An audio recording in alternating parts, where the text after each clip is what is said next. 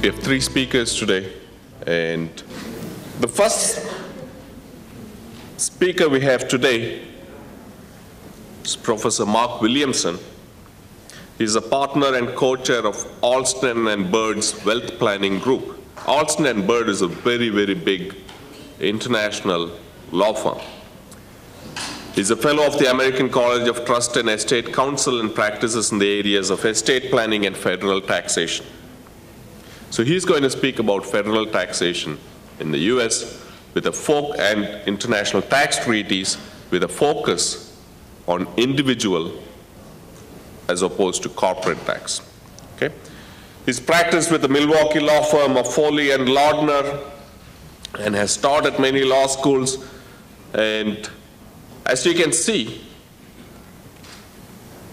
from his profile, he's also not only taught at a lot of universities, he's published a lot of papers. So he's a very renowned expert in the area of tax law.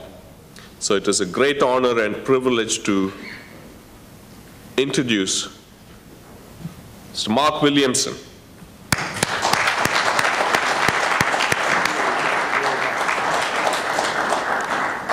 Thank you very much. Shut this off.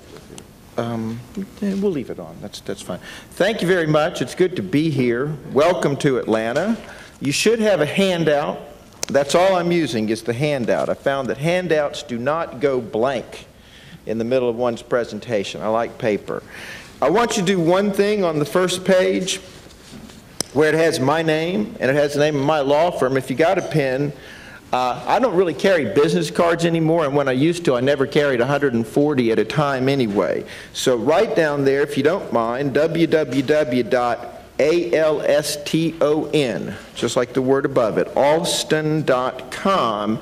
And if you go there and click on the button, you can get my email address and my direct phone line and all that, and that'll be much better than a business card. Now, what we're going to talk about this morning is tax treaties, and particularly, as Govind said, tax treaties as they apply to individual taxpayers. What Govind told me about the China-India-America Institute and today's meeting is that all of y'all come from India. I might have guessed that, as opposed to China, just by meeting you this morning.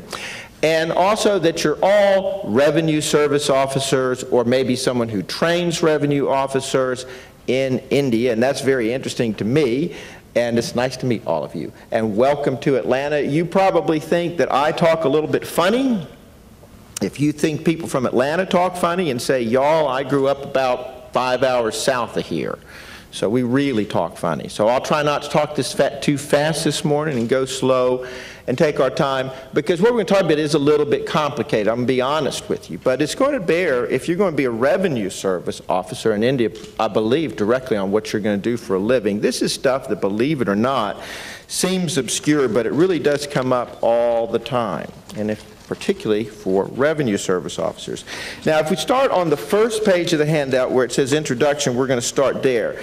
And before we get into the material, some of which is a little bit tricky, he's going to adjust the microphone so you can hear me better. We're going to take a couple minutes on sort of some basic introductory stuff, and this will be helpful, I think, if we go through a couple of easy concepts first, then the tricky stuff will be easier. First point I want to make, number one on this page, is that although this material is important for a lot of taxpayers, there are many taxpayers for whom this stuff has no applicability whatsoever. I might be born here in Georgia. I might grow up and get a job. I might start a business selling tractors, making tractors. I might even be buying stuff from outside the United States. If I'm not going there, I'm not visiting there, I might die when I'm 95 years old and really never have done anything but work or operate a business in Georgia, or maybe Georgia and Florida, or all in the United States. And if that's the case, I'm never going to file any foreign tax returns. I'm never going to be concerned with foreign tax credits, which we're going to talk about this morning.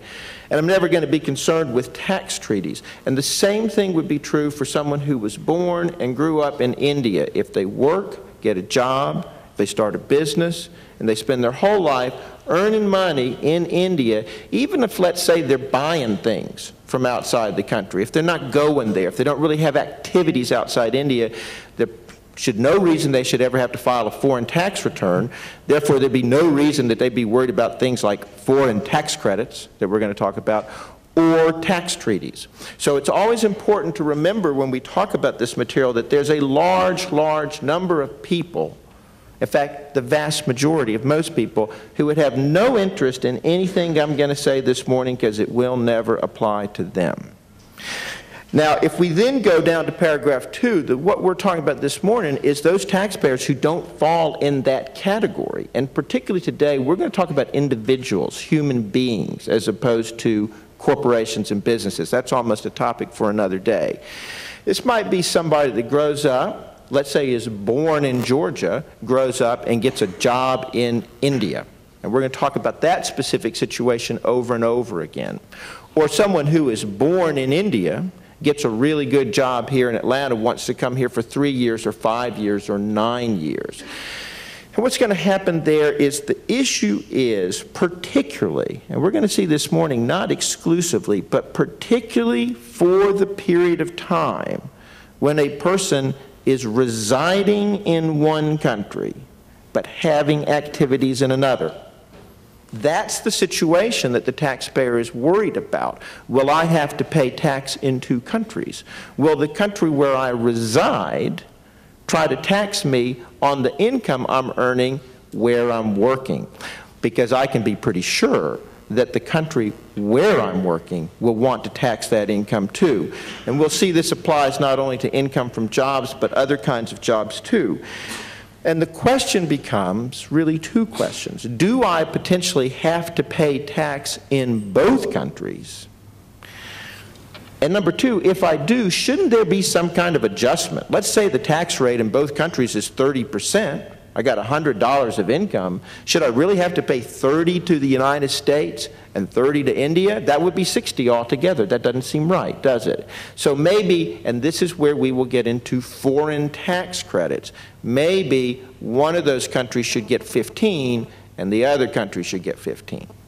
Maybe one of those countries should get the full 30 and the others should get 0. Now, what we want to say about tax treaties is that the laws of most countries, including those countries with whom the United States does not have tax treaties, they provide some of these mechanisms to avoid this double taxation even without a treaty. But what treaties are aimed at is the many imperfections that come up in applying those kind of rules, particularly when 2 countries have different rules. And so treaties are limited to friendly nations. And that, you see, is also on page 2, that word friendly nation. And I'm going to use that word several times this morning. We only have tax treaties with friendly nations. Now, your average American on the street would not be surprised that I consider India a friendly nation. There are folks here that would be surprised that someone like me would put the People's Republic of China on a friendly nations list, but the Department of State would, and the Treasury has too, because we have a tax treaty with China. That means China's a really good friend. We don't have tax treaties with Iran or Nicaragua, and we don't have tax treaties with places like Brazil, with whom we're very friendly, but that does not have really a kind of tax law that we would be comfortable having a tax treaty with.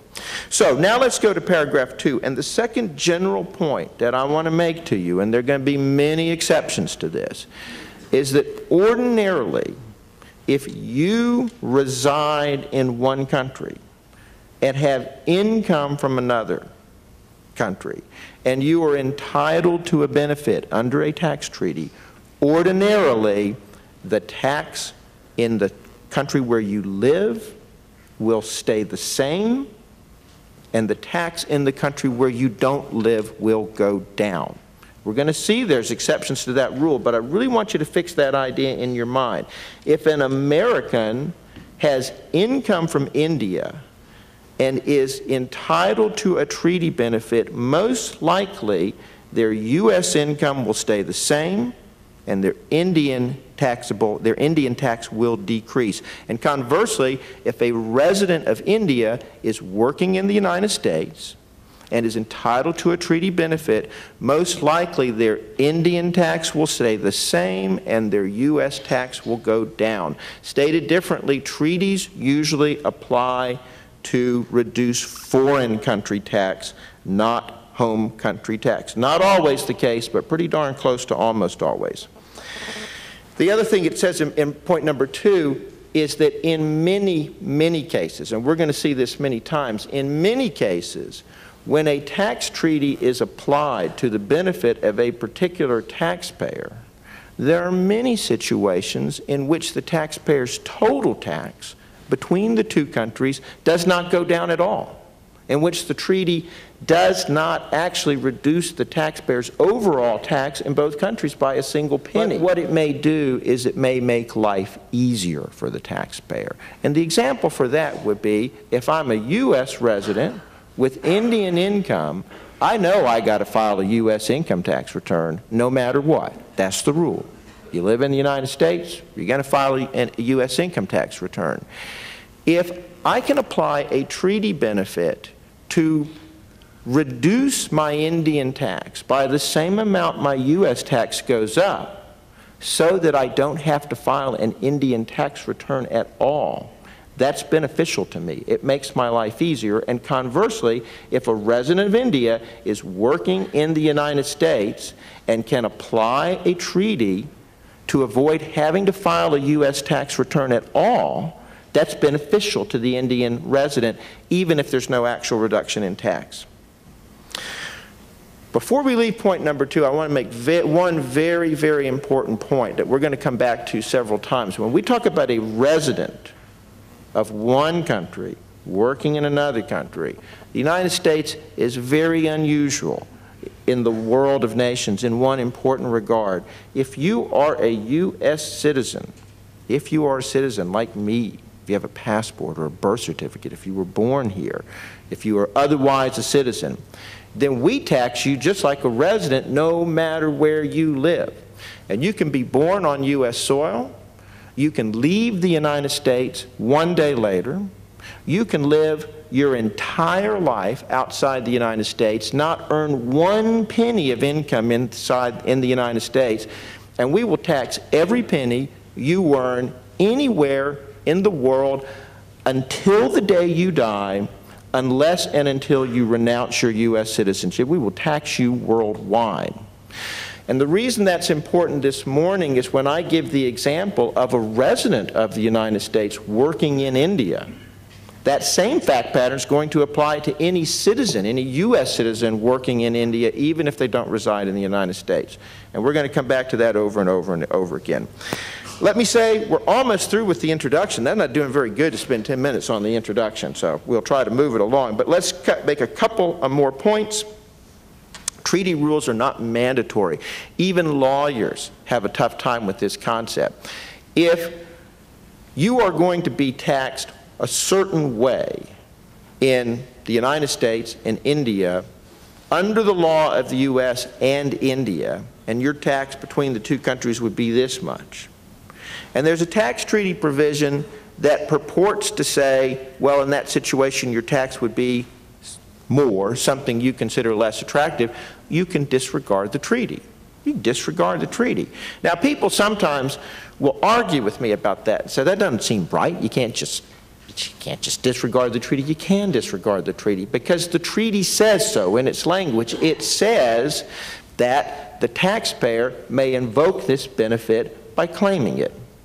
And if the taxpayer doesn't like the provision of the treaty, likes the way he or she would have been taxed in the two countries if the treaty had never gone into effect, they may disregard the treaty because the treaty is intended to be a benefit to you. If you're a U.S. taxpayer or an Indian taxpayer, the two countries intend the treaty to be a benefit to you. And if you don't think it's beneficial, you don't got to apply it. One of the questions that comes up is cherry picking. It's cherry picking. If I have a tax return where I have 15 treaty provisions that apply, and I want to apply 14 because they're beneficial, and disregard the treaty for the other one, can I do that? Is there a limit on cherry picking? Well, there's a limit on cherry picking, but it's not very much.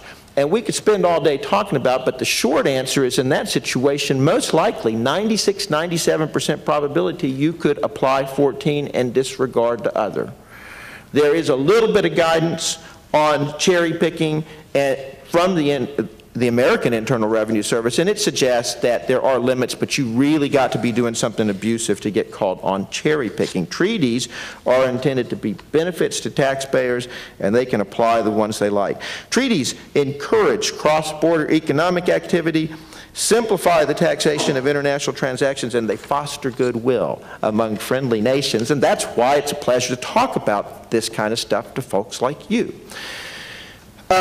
Because this is the China-India-America Institute, we are going to, as we start now going through examples, I'll talk in several places about some specific provisions of the Indian Treaty particularly. We'll talk about a little bit of what the China Treaty provides too, but obviously, because of whom we're talking about, we will particularly focus on the Indian Treaty. Now, the next 2 pages, the one that says residency tiebreaker rules, and then the next one says savings clauses, we're going to kind of deal with these two together. And with apologies, these 2 pages are not easy either. So we're going to take our time and be patient and try not to choke this down too fast. Okay, I've already told you, or at least I've implied, that if we're looking at somebody who's got connections to both the United States and India at the same time, we're going to have to know where that person is, quote, resident. Okay? Now, most of the time, if I say to you where somebody is resident, you properly say, where do they live? Mark's talking about where they live. That's kind of what we're talking about here. But in the tax treaty context, if we use the word resident, what we really mean, and most treaties say this very clearly, is someone who is subject to worldwide taxation. So for example, a U.S. citizen who has not lived in the United States for 50 years is going to be a non-resident of the United States for many, many purposes. Purposes of where he got to probate his will, purposes of maybe where he pays, some state income tax, things like that. But for treaty provisions, for tax treaty purposes, that citizen is a resident of the United States because the United States has a rule that says citizens are subject to worldwide taxation. And the treaty says you're subject to worldwide taxation, you're a resident. Anyone here not know what I mean by worldwide taxation? Means we tax it all, okay? It means you tax it all. It means if you earn it, we're taxing it. That's what worldwide taxation means. If you're a citizen and you got income from working in the United States, income from working in India, income from working in the Netherlands, you got a real estate business in Scandinavia, you got dividend and interest income from foreign stocks and bonds and a foreign brokerage account, that all goes on your income tax return. We tax it all. Aren't some of those other countries going to tax that income too? Yes, they are.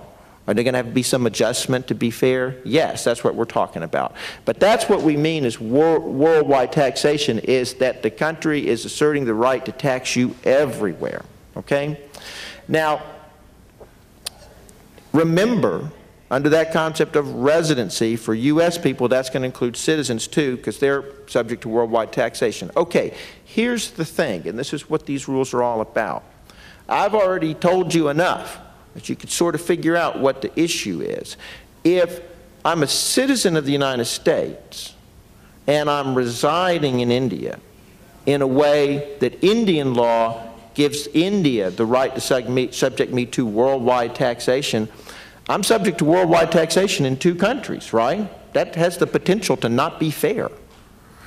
What if I spend part of my time, I'm not a citizen, let's say, perhaps in either country, but let's say maybe I spend part of my time in America and part of my time in India, and let's say I spend 120 days a year in the United States for 3 years in a row, so the United States says, aha, you're a resident. We can tax you worldwide. And during the same 3-year time period, I do something in India that under Indian law gives India the right to subject me to worldwide taxation. We had the same problem. 2 countries saying, Mark, you're subject to worldwide taxation in both countries. Now that might not be a problem, believe it or not, because there might be foreign tax credits to get me a fair result of the total tax I pay. But what the treaty says is India's special, or whatever country is part of the treaty. India's special, friendly nation. We want to treat people from India even better than we treat other people. So maybe not in all situations, but in some situations, we're going to look at these fact patterns and we're going to say, because you're entitled to a treaty benefit, you're only going to be subject to worldwide taxation in one country, not two. That's the whole idea. And indeed, one thing you have to remember about these so-called tiebreaker rules is to invoke them. To claim the benefit under the tiebreaker rules, before you do that, you must show that if there were no treaty, you would be subject to worldwide tax in both places. That's the test. So if you meet that test, if there were no treaty, I would be subject to worldwide tax in both countries, then this is what you do. Okay, here's finally the answer. I'm going to slow down a little bit for here because here's the answer. You first look, does this taxpayer have a permanent home in one country but not the other? And if that's the case, worldwide taxation only where the permanent home is.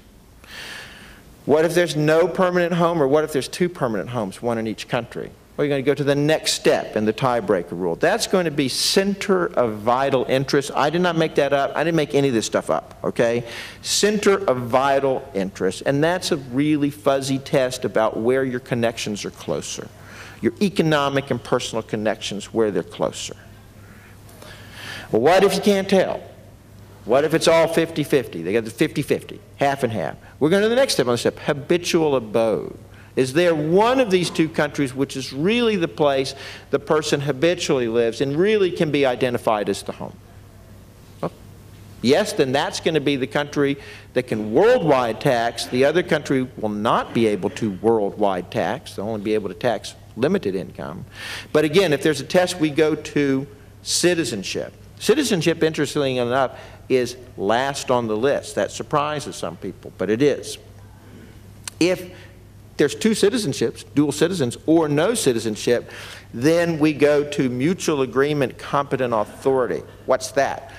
Well, this is a good time to mention this because this is going to come up again and again. One of the most important things that most tax treaties do, and I would say honestly, probably the most important thing that tax treaties do, they go through all these rules that are designed to deal with as many problems as the governments can think of. And then in the end, they say, if we missed anything, there's some other problem we forgot, but you can show it's causing real double taxation, then we're going to have a special place in Washington, D.C., and a special place in the foreign country, a special agency of the government called competent authority, and you be able to go there and write letters to them and say, here's my problem, give me some kind of relief, and those two agencies from India and the United States will work together and give you a special solution. And that's what could happen here, is that if you didn't get an answer under the tiebreaker rules, there would be some cost involved, but you could go to the agencies in Washington, D.C. and India and say, you guys tell me which country should have the right to subject me to worldwide taxation. Many variations. The reference there you'll see in many places to this 843 TMP, Tax Management Portfolio. If you go into any law or tax library in the United States, anywhere, law library, Georgia State, lawyer's accountant, CPA, lawyer or accountant's office, you'll see this row of millions of these little books lined up like that. They're all, every law firm, every law school, every library, every law office, they all have them. They sit on a stage. And this one, 943, it says 843. It should actually say 943. This one was written by some fellow from Atlanta that, whose name is vaguely familiar. But this is where all this material is. So in terms of reference materials, if you keep this outline, the citations to 943 Tax Management Portfolio are this. And you can find it in any law library or online. And that is a good place to look to see variations from these general rules we're talking about, although in the case of India, I'm going to try to bring the variations to your attention this morning. Okay, next we're going to go to the next page, which is called Savings Clauses, and this again, unfortunately, is a little bit tricky and very closely interwoven with what we just talked about, the tiebreaker rules, and really easy to get confused in this area, but really important. Easiest way for a lawyer or an accountant to just make a huge mistake on a tax return.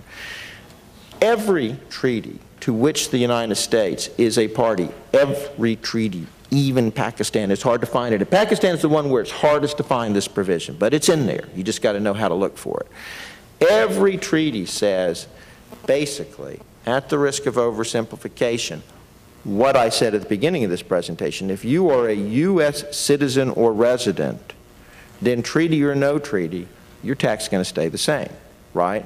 And if your next door neighbor is doing the same thing that you're doing, except you're doing it in a treaty country and your neighbor's doing it in a non-treaty country, your U.S. tax is going to be the same. That's what the Savings Clause says.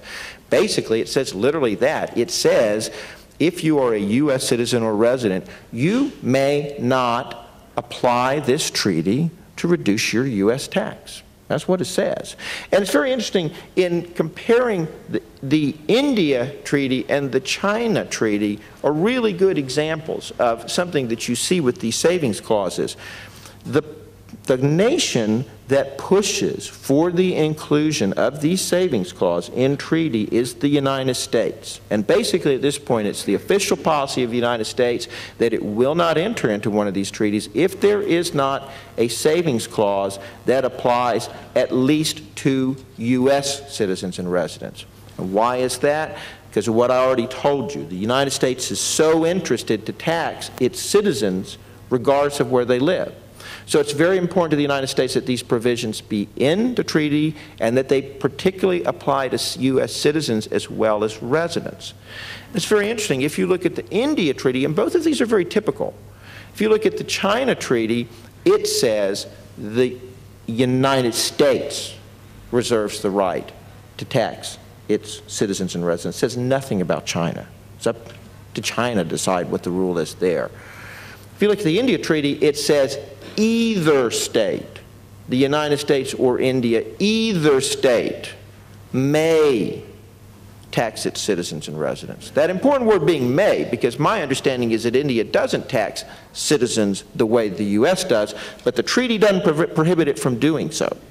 And so if you're an Indian Revenue Service officer, then that's what I'm saying to you this morning, is that if a resident of India files a return with you in which the U.S.-India treaty is being applied to reduce India tax, that is most likely not proper. Most likely not proper. Not always, but most likely. Now, here's the thing about lawyers and the rules they come up with. Every rule's got to have exceptions. Every rule's got to have exceptions. And if lawyers are involved, they got to have lots of exceptions, right? So on the one hand, where I just told you, if you're a U.S. citizen or resident, the U.S. can tax you regardless of the treaty, that's the general rule. But there's a lot of exceptions, and in fact, there's so many exceptions. The exceptions are divided into two different categories. Okay? And they're here on this page called savings clauses. Exceptions available to everyone. That is basically treaty benefits that are available even to me. I was born right here in Florida. I've never lived full-time outside the United States. I've been outside the United States, but I've never resided outside the United States. I'm a citizen. I'm as taxable as you can be. Right? And there are a few treaty benefits that even I can claim, and we'll talk about them a little bit as we go through. Special foreign tax credits, and we'll come back to that in a second. Non-discrimination, that's another general provision. And mutual agreement, competent authority, we already talked about that. That procedure where if I got a special problem, I can go get special treatment. If I can show I'm being taxed unfairly, that's available to U.S. citizens. And then foreign Social Security, child support, and some pension plan benefits. And those are the ones we'll talk about this morning and see where there are some benefits that a full-time U.S. person can claim. Look at this words we just glossed over, special foreign tax credits. When I talk to you about the mutual agreement competent authority procedure, that's the way we fix a lot of these problems. If there's no solution, You go to those guys, they'll work it out. The problem is that takes time and it costs money. So most treaties also have a provision that is generally available to everyone and not subject to the savings clause, and everyone can take advantage of it. And what they say is, you know those foreign tax rules you've already got under U.S. law, with or without a treaty, that says if you're paying tax in India on income in India, and you're paying U.S. tax on the same income, you can take a credit and reduce your U.S. tax down a little bit, right? Every treaty's got a provision that says, instead of those rules, which are pretty good, we're going to give you special rules that are even better, because we wrote them with these two countries in mind, and all the special things come up, and you don't have to be limited to those old tax credit rules. You take advantage of these special tax credit rules, so that even if you're being taxed in both countries, you pay a fair amount of tax overall. And that, again, is available to everyone. There's no limitation on who can claim those foreign tax credit benefits, and those, again, are among the very, very most important treaty provisions there are, because they're so wide-reaching. Okay, there's another set of exceptions to this savings clause that's available not to someone like me. I described me. I'm taxable, right? I was born here. I've always resided full-time in the United States. I'm taxable. I got citizenship. Temporary residents are people who are not citizens. And then, for this purpose, for treaty purposes, temporary means no green card. Okay, no green card. Then they get some additional benefits there, and we'll talk about them as we go through. Some foreign pension plan benefits, some government income. We'll talk about it as we go through. All right, that's the general stuff is out of the way. So if you're hopelessly confused now, we're ready to go forward. Everybody ready to go forward now? Hopelessly confused. But now we'll start talking about some specific rules and some examples, okay? Look at the next page called Independent Workers, and in fact, look at the next two pages where it says Independent Workers and Employees. Now, every treaty addresses these kind of workers. I've already suggested to you that this is the most common, probably the most common kind of example we see, because we've already talked several times about someone from the United States wants to go work in India for 3 years, or someone from India wants to come to Atlanta and work here 3 years. Okay, that's what we're talking about. Now, most people, even really most just people on the street, know that workers, and not just in the U.S., in most countries, workers kind of get divided between employees and what we would call independent contractors or independent workers. So take a couple of examples. If you come out of college and you get hired by IBM as mid-level engineer, and that's your full-time job, and you know you get your benefits there, and you have to do what they tell you. That's supposed to be the test, is that you have to do what they tell you. That's an employee. Most people say that's an employee of IBM. Most people would say the guy that comes over and mows your yard, not an employee, independent contractor. Most people would say that. Most people would say that if you hire somebody to come install a home entertainment system in your house, and they spend 4 weeks doing that, that person is probably not your employee. That'd be an independent worker, independent contractor. A lot of cases in between where it's hard to tell whether somebody's an employee or an independent contractor. A lot of litigation in the United States over whether people are employees or independent contractors, but those are the two concepts. Now, to make all this a little more confusing for you, most treaties use some pretty bizarre labels. Most treaties use the word dependent worker to mean to refer to an employee, a dependent worker. And if you look at the table of contents, it will say dependent workers. In fact, I got a treaty right here. Let's look at the table of contents. That's always the best thing to read in just about anything you can find. It's table of contents. Yeah, and it says here, dependent personal services. That's Article 16, and Article 15 is independent personal services.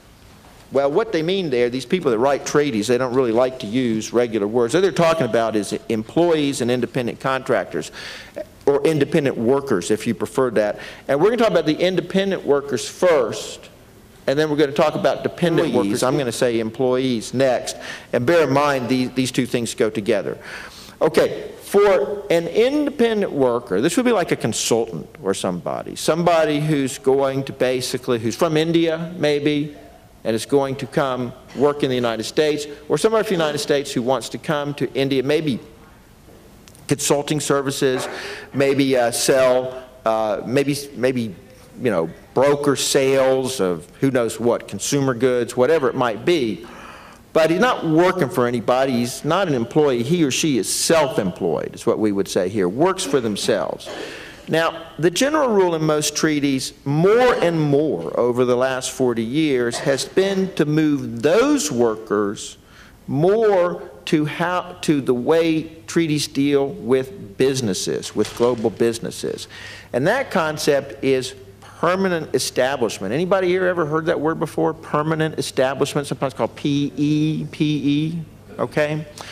That's good, because then you have this general idea of what it is, right? And to make matters worse, in most treaties, for an independent worker, they say the concept is whether there's a fixed base. But then the treaty goes on to say fixed base means the same thing as permanent establishment. There's a, well, then why didn't you use permanent establishment? So I'd have the same word for whatever. There are a few more recent treaties that actually use the word permanent establishment for independent workers. But just so you know, if you pick up a treaty and it says fixed base, that means the same thing as permanent establishment, or PE. And what that means is that worker's got to have really a presence there. An office would be the usual thing. And if y'all know about permanent establishment PEs, you also know most treaties provide certain things you can be doing in the country that are kind of protected, like, for example, having somebody here who does only limited things, doesn't conclude contracts, things like that. All that stuff apply. For an independent worker, most of the time, this is going to come down to whether this person has an office. That's just really what it's going to come down to, is whether they have an office. So, again, for someone doing what y'all are going to be doing for work is basically if a U.S. resident or citizen is coming to India and working here, so they are getting paid for services they're performing here in India. So without a treaty, India would clearly be entitled to tax them on that. If that person is saying, I don't think I have to pay tax in India on the income I'm earning here in India, then they need to be able to show you that they have no fixed base in India. That's what you would want to know. Do you have a fixed base here? That would be the test. The other thing, again, is that you would want to bear in mind that if by some reason that worker acquired resident status in India, then the savings clause would apply, and you would still be able to tax that person. So if you've got a person basically independent services in India, the two things you want to be asking that taxpayer to make sure they pay India everything gets entitled to is, do you have a fixed base here, and have you acquired residence here? Check treaty variations for numbers of days. Very interesting. I did that in preparation for this morning, and both India and China both have a treaty variation in this regard. India says if you spend more than 90 days in India, then we can tax you on your independent worker income whether you have a fixed base or not. And China does the same thing, but it's a higher number of days, I think 183, it's more than 90. Okay, now let's compare that. So again, make note of that too. That person needs to be able to show you they haven't been in India more than 90 days that year. Now, let's talk next about employees. That's a very common fact pattern too, and many people would say maybe more common. So this would be the case that someone is born in Atlanta, grows up, goes to college, gets a job for, let's say, Coca-Cola or Equifax or some big American company, and works here 5 or 6 years, and then boss comes and says, we're going to send you to India for 3 years. You're going to be head of the branch office in here, or whatever it is. So they're going to move there, right? So the question is going to be, they're getting paid for working in India. Their body is in India while they're working. The usual rule is India can tax them, right? And again, what the treaty's going to do is give these employees some breaks. If Because again, if this person is a U.S. resident working in India, we know they got to pay tax in the United States, right? So the question is, can they claim some kind of treaty exemption from Indian tax? So what the treaty is going to say, really virtually all treaties are very uniform on this, that if that employee does not spend more than 183 days in India during the year, that's number one.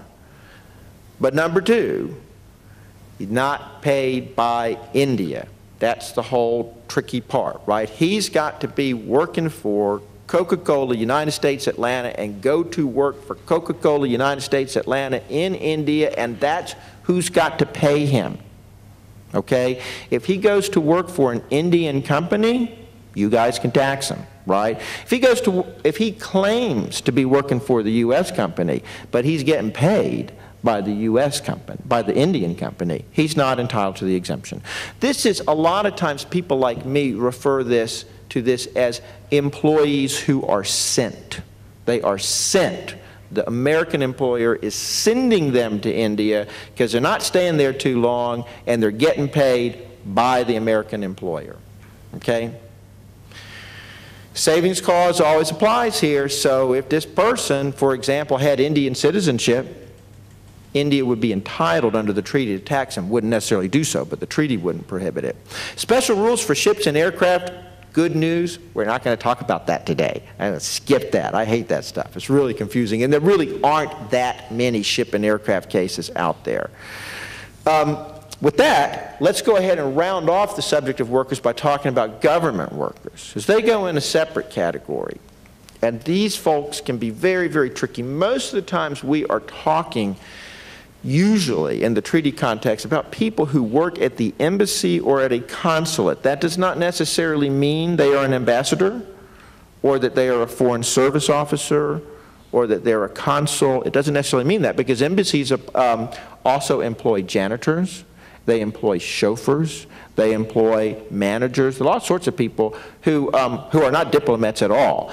But they do work for the embassy there, and a lot of these questions can come up for a lot of these individuals. So the general rule for non-pension income, because pensions go to in a different basket, we'll talk about that later, for non-pension government income, and this again, my example is you're working for the embassy as a chauffeur, and they pay you for driving that car. The general rule for that is that those folks get taxed only at home. So if a U.S. Foreign Service Officer, and we'll talk a little bit more about Foreign Service Officers in a moment, United States Foreign Service Officer is going to go to work at an embassy or consul in India. They're going to pay tax only in the United States and not in India. That's the general rule. And conversely, if someone who was born, raised, citizen, resident of India is going to come to Washington, D.C. or to the United States and work at an embassy or consulate here, then the United States general rules will not be able to tax them at all. It sounds a little bit like a diplomatic immunity, and it is, and we'll talk about that in a moment, but not everybody gets that. Generally, there are some exceptions here, and these exceptions, I'm not going to spend too much time in detail, but let me describe the general problem for you. It is sometimes the case, in fact, it's almost always the case. I have a brother who was a career surface warfare officer and spent the last 5 years of his career in embassy work in Poland and Israel.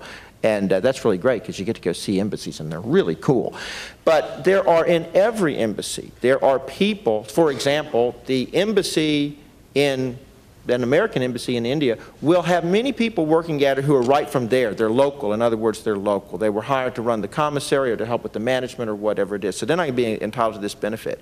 The other thing that does come up is that, particularly for dual citizens, is you could have a person who has dual, let's say, U.S. Irish citizenship, goes to work for the embassy in Ireland. So that's the ironic situation where the foreign worker actually has citizenship or even residency in the country, and they don't get this benefit. And that's really all I'm going to tell you about that. You can read a little bit more on your own time. There are some limitations on how the savings clause applies, and and what happens if you have a citizenship or green card. But again, for this morning, I think that's sufficient to say that most of the time, that foreign worker is only going to be taxable at home, and the exceptions are only going to come up in relatively unusual situations, where for people like dual citizens or people with some kind of residency in the host country. Government pensions, we'll go ahead and talk about that. Those are also taxable only at home. They are, there's no savings clause limitation on that if you don't have citizenship or a green card. If they are paid from public funds, that's the limitation on government pensions. Are they really paid by the government? If they're not, then they'll be covered by private pension rules that we'll talk about in a little bit. Let me make two more points before we leave this subject about government workers. First of all, number 5, which is really intended more for people from the United States, where there seems to be a misperception about this, but there does seem to be a misperception. People say, isn't it illegal for a U.S. citizen to work for a foreign government, or don't you lose your citizenship? Or is that like an act of war that would constitute treason or something like that? The answer is no. The answer to that is no. There's been some case law on that. U.S. citizens can work for foreign governments. That assumes that the foreign government does not make them take an oath of allegiance in order to perform that job, because that can have an impact on your U.S. citizenship. But many U.S. citizens work for foreign governments. And again, common example would be virtually every embassy in Washington, D.C. would have limousine drivers, janitors, people like that, who are from Washington, D.C., who are from Washington, D.C. itself. So that's not that uncommon. Then finally, diplomatic agents and consular officers. There's a citation here for anybody who wants to learn more about these particular kinds of workers. What's important about diplomatic agents and consular officers is that they're entitled to diplomatic immunity under international law. So it's not limited to the provisions described here, and it's not limited to treaty countries, right? This is diplomatic immunity. General rule is, if you are a diplomatic agent or a consular officer working in a foreign country, that foreign country should not tax you. And it would be considered a breach of international law. And to do so, we say, what would it do? The diplomats would be withdrawn. We see that in the paper. That's what happens, is when you break one of these rules, then the foreign country takes all its diplomats home, and you don't have diplomatic relations anymore. And that's really kind of bad, okay? So you can ask yourself, why do these treaty provisions have these provisions for government workers at all? Why are they in there at all if there's already diplomatic immunity? The answer to that is Raymond Jones, I guess was his name. But many of you guys remember this guy, this American guy, who worked for the U.S. Embassy in Pakistan and got picked up by the Pakistan authorities after he shot a couple of guys and sat in the jail, right? And the whole thing, there was this very long, protracted argument about whether he was entitled to diplomatic immunity or not. This is the United States saying, well, he's a diplomatic agent, or he's a consular officer, or he's otherwise entitled to diplomatic immunity. But the more facts came out, the more it kind of called into question, what does this guy really do for a living? You know, it seems like, well, first of all, you know, guns, you know, generally diplomats, you know, they're not supposed to carry guns. That's kind of the whole idea, you know. So that's why these provisions in here are the Raymond Joneses of the world, that it's not always so easy to tell who's entitled to diplomatic immunity and who's not. And the important thing about the government worker provisions in the treaty, and the important thing to understand, is they only require that you work for the government. There's no requirement that you be a diplomatic agent or a consular officer to get those benefits. Now, in the time that we have left, and we're doing good because I think we're supposed to wrap at 10:15, and I'm going to leave you all some time for questions at the end. So we're, I think, doing pretty well on time. I want to talk next about directors, because this, again, is something that will come up over and over and over again. And directors, we're here talking about directors of companies. The one question comes is, how do you tell a director from an rank and file employee? Believe it or not, that's not that hard. It's pretty easy to tell who the directors are. They got all the power. They're the people who can fire all the officers, you know. They're kind of, you can always tell who's got the power, who's in charge, who's the boss. That's the directors of the company. What happens, not only in the U.S., but I would say internationally, is the bigger the company, particularly if it's like publicly traded. All the people on the board, they are big, big deals. Maybe they used to be CEO of this company and now they're kind of semi-retired. Maybe they were like managing partner of a giant law firm or whatever it is. And in there, a lot of times this will happen in one's golden sunset years. In other words, sort of 60, 65. And usually you got a lot of these. If you want to have a great retirement, you want to have a little retirement income from your work. You want to have a little bit of savings you can live off. And then you want to have a couple of these director positions. You not only get paid per meeting, but you get to go to the Bahamas for the meeting. It's really great. You get to see all your buddies. All your expenses are paid. And if you really want to do this right, you want to have a bunch of these. I mean, not 10 or 15, because you want to be able to play golf with your buddies, but you want to have a fair number, like 4 or 5. It may be optimal. So the issue that comes up for these directors is at the end of the year, the guy looks back and says, what I do last year in terms of board meetings. Well, I had board meetings for these 5 companies. One's a US company, one's a UK company, one's an Indian company, one's a Chinese company, so on and so forth. Each of those companies had 4 meetings. One company had meetings in the United States, in the Bahamas, someplace else, and they all have all these different, so by the time we counted, we got like 20 different countries where the directors had meetings, okay? So here's what basically most treaties are saying about that now, is they're saying this. First of all, let's look at where the director is resident or a citizen. So we're talking about me, a U.S. citizen. I can take as many board chairs as I want, treaty, non-treaty jurisdictions. I'm going to have to pay U.S. income tax on my income from being a director, okay? The next thing that most treaties will say is, of those companies that aren't U.S. companies, let's say this second one was a U.K. company, then we're going to say, for that UK company, did any of the meetings for that company actually take place in the UK? If so, the UK can tax that. The United States will give a credit. But the UK won't be able to tax any other meetings, the fees for any other meetings, only the meetings that took place in the UK. And nobody else can tax the director on any of those other meetings other than the United States, at least as long as all the countries have uniform treaty provisions. India and China both have this variation where actually, in my example, the UK company, they could tax all the meetings. So that both the US and the UK could tax all the meetings in the case of a UK company. Since we're talking about the India Treaty, what we'd really be talking about would be a US director of an India company. The treaty with India says that you guys can tax the fees for all the meetings, not just the ones that took place in India. That's kind of a variation on the treaty theme. So again, what would that mean? That would mean potential double taxation. So we would first go and look at the tax credit provisions to see if there's relief there, which there would be. Most likely there would simply be a reduction in U.S. income for the meetings that didn't actually happen in India. And if we went through all that and we still had double taxation, then we'd go to the competent authority and say, hey, you guys are taxing us too much, give us a relief. That's what we do. So that's directors.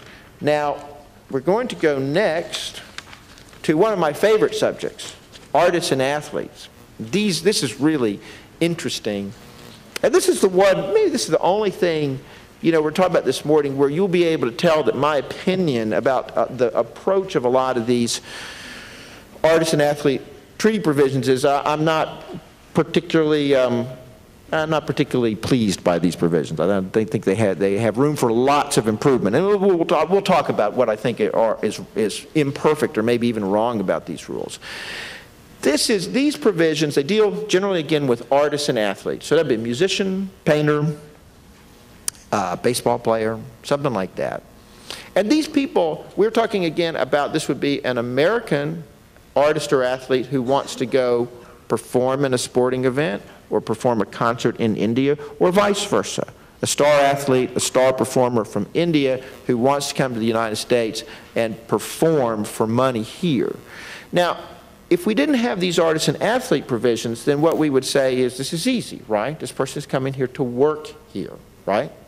So that's easy. We would go back to those employee and independent worker rules we just talked about.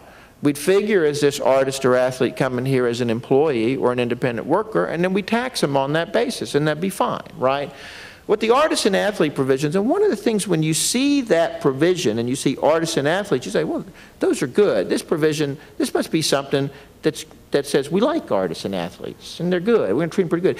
This provision says the opposite. It should say anti-artists and athletes or something, because this provision says we don't like artists and athletes. We don't.